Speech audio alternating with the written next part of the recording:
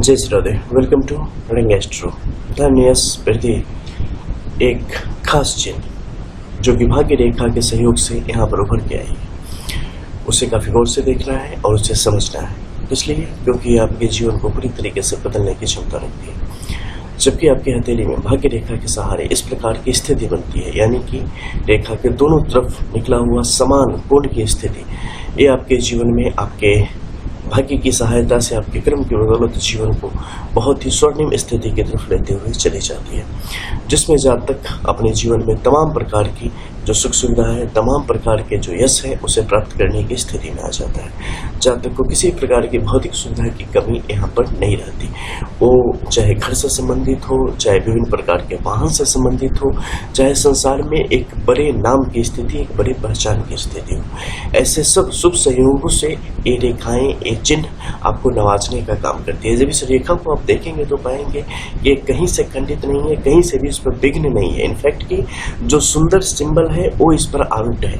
जब इसके आगे आप जाएंगे तो मस्तिष्क रेखा के सहयोग से, मस्तिष्क रेखा पर भी गौर करना, इस कॉर्नर में आके मस्तिष्क रेखा का जो मुख्य भाग है वो पूरी तरीके से रुक चुका है और यहाँ से 3 अलग अलग महीन शाखाएं लहराती हुई आगे की तरफ बढ़ रही है। ये लहराना जीवन के एक विशेष क्षण में एक मुश्किल स्थिति को दर्शाता है, लेकिन हम बात सिर्फ उससे पहले की कर रहे हैं। तो उससे पहले की स्थिति इतना शौर्य भरा है, इतनी गरिमा भरी है, इतनी ज्यादा खुशियां भरी है, जिसके बारे में शायद शब्द ना काफी हो। और यहाँ पर जो स्थिति बन रही है भाग्य रेखा और मस्तिष्क रेखा से सहयोग से, ये धन के पिटारे की तरह है, जो कि जीवन में अकूत संपत्ति की तरफ जातक को लेके चलती चली जाती है। और जब आपके पास संपत्ति होती है तो यहाँ पर विभिन्न प्रकार के पावर और उससे संबंधित जो कुछ भी है वो स्वतः ही मिलते चले जाते हैं। और यहाँ की परिस्थिति निश्चित तौर पर उन चीज़ों को स्पष्ट कर रही है कि जातक अपने कार्य क्षेत्र में भी किस प्रकार से आगे की तरफ विकास करते हुए जीवन को सही दिशा दे पाने में यहाँ पर कामयाब हो पाएंगे। बुद्ध की इस रेखाओं को अगर आप देखेंगे तो पाएंगे कि यहाँ की स्थिति इतनी ज़्यादा प्रबल है, जो कि कार्य क्षेत्र में एक बड़ी निपुणता और बड़ी सफलता को दर्शाने का काम करती है। जब भी रेखाएं इस प्रकार से अस्पष्ट स्थिति में आती है, आप अपने कार्य क्षेत्र में कभी भी आपने पीछे मुड़कर नहीं देखना पड़ता, चाहे वो कार्य किसी भी प्रकार का हो, लेकिन वहां से आपको अच्छे खासे यश, धन की प्राप्ति होती है, मान सम्मान की प्राप्ति होती है और आपका नाम दिन दुगुनी रात चौगुनी गति से आगे की तरफ बढ़ रहा होता है। उसमें किसी प्रकार की संपत्ति की कमी भी आपके पास कभी नहीं होती।